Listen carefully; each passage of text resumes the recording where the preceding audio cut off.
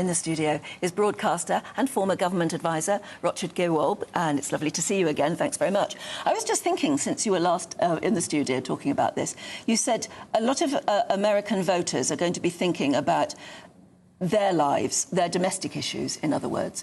But I wonder how many might also be basing their vote on who might give us a more peaceful world.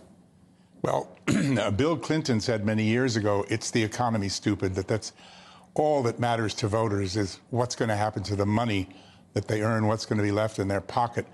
But I think you're right. I think in this election, the world is in such a state of turmoil that there will be a factor as well, I believe, of how likely is this presidential candidate to bring us peace to the terrible situations going on, Hamas, Israel and Ukraine.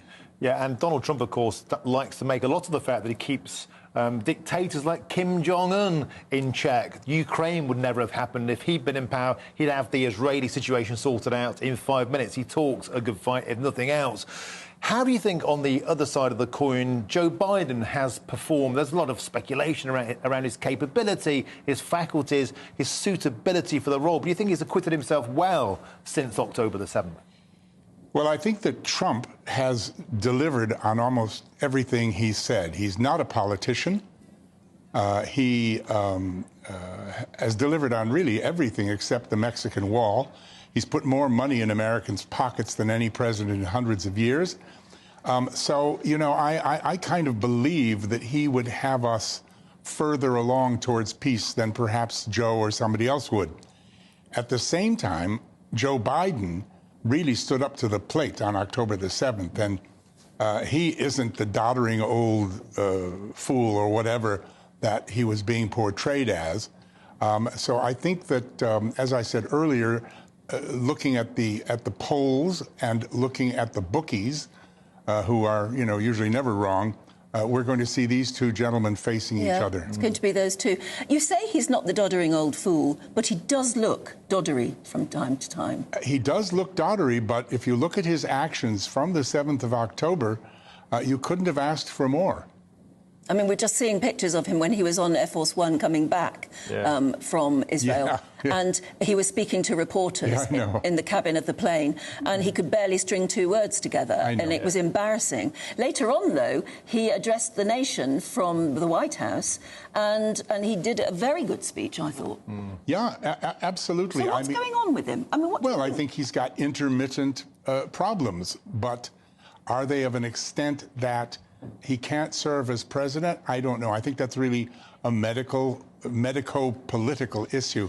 But for me, what's important is that when, you know, probably the one challenge in centuries appeared, he met it with full force, and he's still standing up for what needs to happen here, which is that Hamas needs to be pushed away as a threat. And we just watched some rare footage there of Joe Biden not falling down some stairs. I think we've got a picture of you with the Donald Trump man himself there, have we? How well do you know him? I have met him. That was Christmas. Oh, my goodness, look at that you. was Christmas Eve lunch last year at the Trump International Golf Club. I haven't yet had an opportunity to meet Joe Biden. I'd really like to do that, but if you're listening on the radio, we're looking at this picture, which looks as though you're in a club somewhere. We're in the Trump International Golf Club. Two regular guys just getting on with each other, maybe having a drink.